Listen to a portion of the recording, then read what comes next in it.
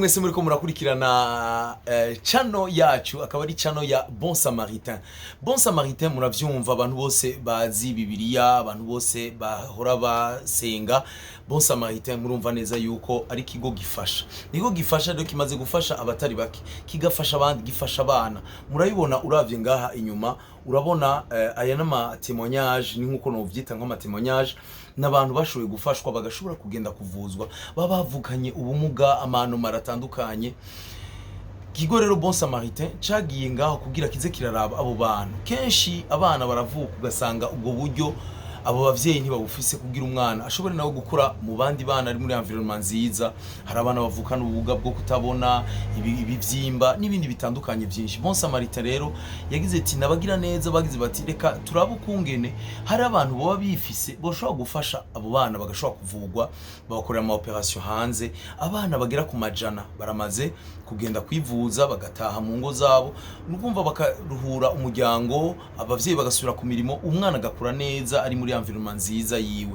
Nuko rero Bon Samaritain rero yuguruye iyi channel ya YouTube kugira nawe uyikurikirane. Ntama umaze kuyikurikirana ukazobana kugira umutima nawe wo gufasha abandi. Hanyuma ushoboye kugira subscribe ngaha munsi ukagira ugasharinga, ni ibintu byiza cyane byonafasha kugira n'abandi benshi bagende bamenya le Bon Samaritain.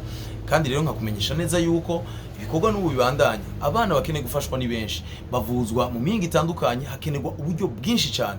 We nawe rero wumva yuko ufise umutima wo gufasha, ni nga ayi kuri autoroute mu gisagara ca Bujumbura haroshe cyane, ni mu rupangu mu kigo kirimo AFAB, Association des Femmes Entrepreneurs du Burundi.